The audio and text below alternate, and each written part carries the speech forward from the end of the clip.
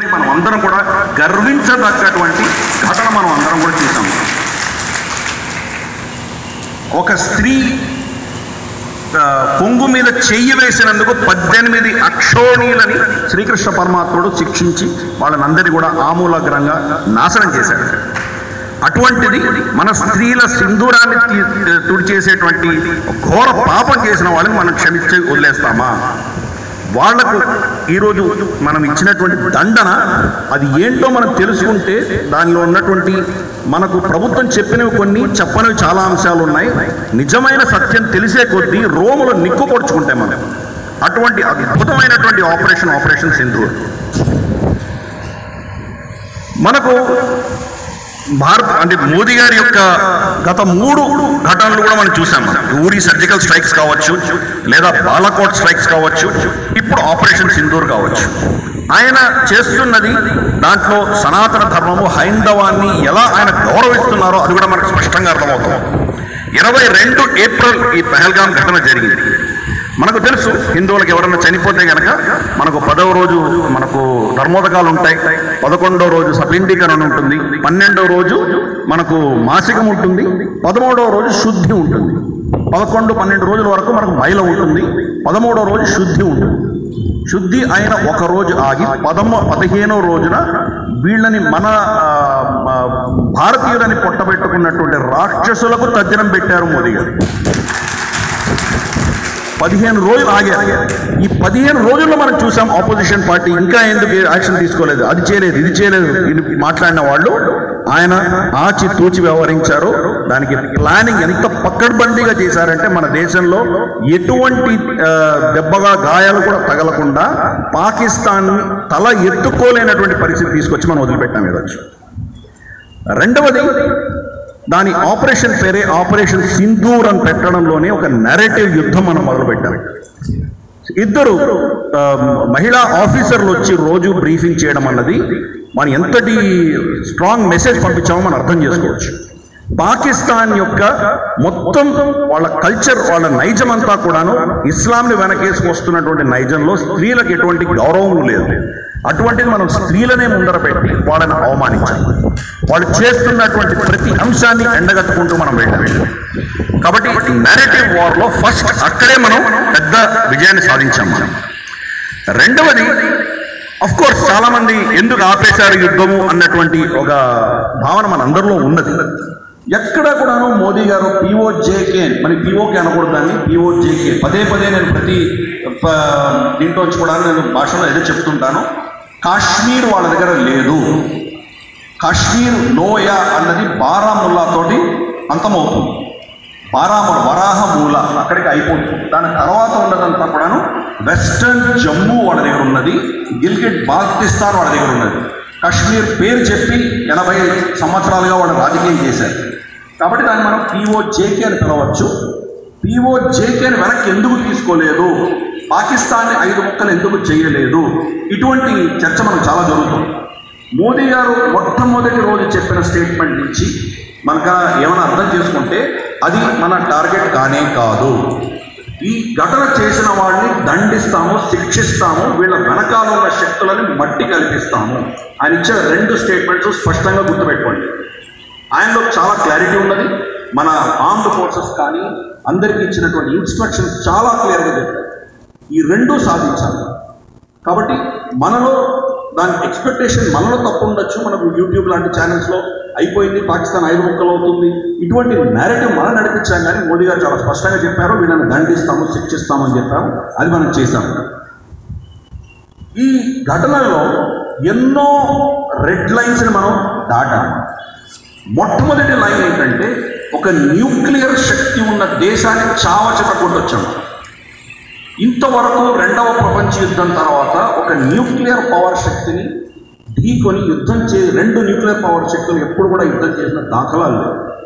పరోక్షంగా చేసుకున్నారు. Soviet union కావచ్చు, అమెరికా కావచ్చు, వీళ్ళందరూ కూడాను పరోక్షంగా చేసుకున్నారు. కోల్డ్ వార్ నడిచింది. కానీ ఒకరి మీద ఒకరు డైరెక్ట్గా యుద్ధం అంటూ ఈరోజు దాకా జరగలేదు. ఎందుకు? యుద్ధం అంటూ జరిగిందే కనుక డైరెక్ట్గా న్యూక్లియర్ దాడులు జరుగుతాయన్న భయంతో ఎవరో ఆ 2 దేశాల మధ్య యుద్ధం చేయలేదు. ఈరోజు అటువంటి న్యూక్లియర్ శక్తి ఉన్నటువంటి దేశాన్ని మనం వాళ్ళ ఇంట్లోకి వెళ్ళి వాళ్ళ యొక్క స్థావరాలన్నింటినీ కూడా టార్గెట్ చేసి కొట్టారు. ఈ కొట్టడం కూడా మనం లైన్ దాటకుండా కొట్టారు. మనం లైన్ దాటితే వాడి పరిస్థితి ఏంటో అర్థం చేసుకోవచ్చు. మన international border line of control దాటకుండానే అంత ప్రెసిషన్తో వాళ్ళని కొట్టగలిగారు. ఎంత ప్లానింగ్ ఉందని మీరు అర్థం చేసుకోండి. 200 కిలోమీటర్ల లోపల ఒకటే బిల్డింగ్లో పైనుంచి కరెక్ట్గా వెళ్ళి లోపల 3వ అంతస్తులో డిటనేట్ అవ్వాలి.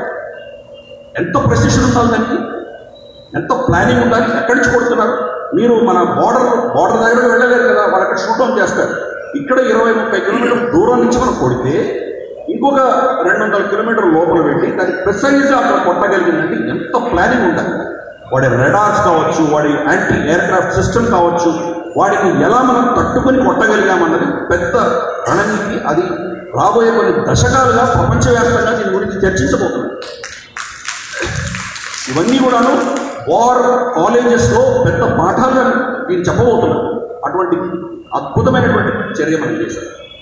రెండవది, గతంలో మనం బాలాకోట్ ఒక్కటే మనం లైన్ మన ఇంటర్నేషనల్ బార్డర్ దాటి ఒక స్ట్రైక్ చేసి వచ్చేసాం. అంతకు మించి మనం ఏం చేయలేదు.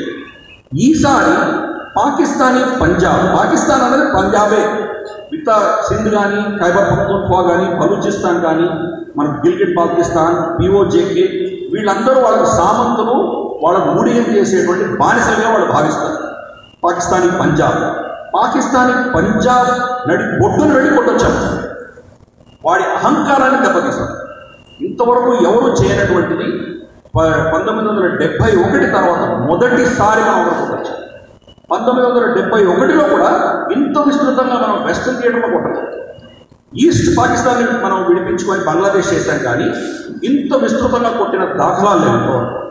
చక్వాల్, మనకు సియాల్కోట్, లాహోర్, ఇస్లామాబాద్, రఫియాబాద్, బహావల్పూర్ ఎక్కడ కొట్టలేదని చెప్పండి. వాళ్ళు పెద్ద పెద్ద పట్టణాలు అన్నింటిలో కొట్టొచ్చారు. సుఖ్పూర్లో కొట్టారు. కాబట్టి ఒక పాకిస్తానీ పంజాబ్ మేమే చాలా గొప్పవాళ్ళు అని విర్రవీగుతున్నటువంటి అహంకారాన్ని మీద మనం దెబ్బకొట్టారు. ఇది వాడికి మళ్ళీ రాబోయే కొన్ని దశకాలుగా వాడు దీనికి చేరుకోలేనటువంటి పరిస్థితి. అది మనం చేయగలిగాం. తర్వాత అర్థం చేసుకోవాల్సింది ఏంటంటే, ఒక పాకిస్తాన్ భారతదేశంలో మధ్య జరిగినటువంటి యుద్ధం కాదు. ఈ యుద్ధం జరిగింది 3 న్యూక్లియర్ శక్తి ఉన్నటువంటి దేశాలు, ఒక నేటో దేశం, 4 దేశాలను భారతదేశం మీద ఓడించింది. పాకిస్తాన్లో వాళ్ళు తయారు చేసుకున్నటువంటి అస్త్రాలు కావచ్చు, వాళ్ళ సైన్యం కావచ్చు, అది ఓడిపోవడం ఒక ఎత్తు అయితే అది న్యూక్లియర్ పవర్ దేశం. 81% వాళ్ళకు ఉన్నటువంటి అస్త్రాలన్నీ కూడా చైనా ప్రొవైడ్ చేసింది. అంటే చైనీస్ ఎక్విప్మెంట్ మనం ఓడించాం. చైనా అహంకారాన్ని దెబ్బకొట్టాం. రేపు చైనా మన కన్నీటి చూడలేనటువంటి పరిస్థితి చైనా తీసుకొచ్చాం. 3 డ్రోన్స్ ఎక్కడి నుంచి వచ్చాయి? టర్కీ నుంచి వచ్చాయి. టర్కీ యొక్క డ్రోన్ మాకే చాలా అద్భుతమైన డ్రోన్స్ ఉన్నాయి. వైరాగ్కర్ లాంటివి వాళ్ళు విర్రవీగుతుండేవాళ్ళు. వాళ్ళ అహంకారాన్ని కొట్టారు. ఒక్క డ్రోన్ కూడా మన దేశంలో ఎటువంటి డ్యామేజ్ లేకుండా కంప్లీట్ టర్కీ డ్రోన్స్ అన్నీ కూడా ధ్వంసం చేయగలిగారు. సో దాన్ని కొట్టారు. మిగిలిపోయినది 3వ న్యూక్లియర్ పవర్ అమెరికా. 24 గంటల ముందర, అంటే మే 9వ తారీఖున జేడీ వ్యాన్స్ వాళ్ళ వైస్ ప్రెసిడెంట్ ఏమన్నారు? ఆయన ఆ 2 దేశాలు కొట్టుకుంటే మాకేం సంబంధం లేదు, వాళ్ళు తేల్చుకుంటారు, మాకు అనవసరం అన్నాడు.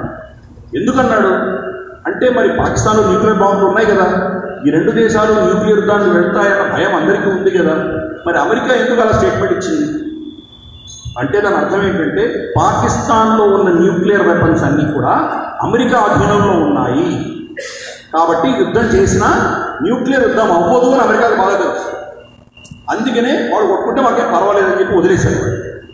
24 గంటలు జరగకుండానే మరి డొనాల్డ్ ట్రంప్ వచ్చేసి నేను యుద్ధం ఆపాను ఎందుకు ఆయన స్టేట్మెంట్ ఇవ్వాల్సి వచ్చింది? ఎందుకంటే అమెరికాను ఓడించాము.